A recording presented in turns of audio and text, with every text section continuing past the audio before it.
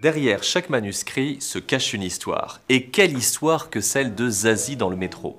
Voici le manuscrit que Raymond Queneau entama à Bidart, au Pays Basque, en août 1953. Publié 6 ans plus tard, en 1959, Zazie dans le métro sera adapté au cinéma par Louis Malle et rendra célèbre Raymond Queneau dans le monde entier.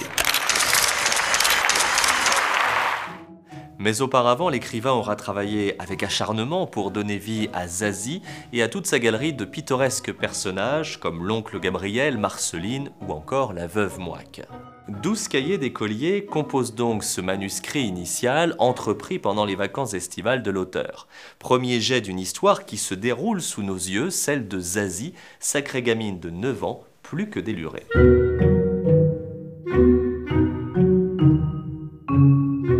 Elle débarque chez son oncle, à Paris, avec un rêve en tête, découvrir le métropolitain. Et bien sûr, rien ne se passe comme prévu.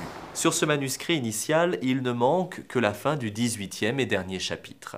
L'écriture de Queneau est rapide, les chapitres se succèdent, avec pas moins de 1300 ratures, plus de 300 lignes biffées et même 3 pages entièrement rayées.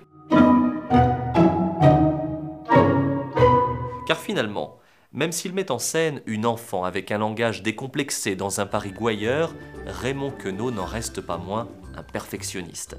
Au final, après 1001 péripéties et des rencontres surprenantes, Zazie reprendra la direction de son Berry natal sans avoir mis le nez dans les couloirs du métro, et Queneau aura signé là son œuvre majeure.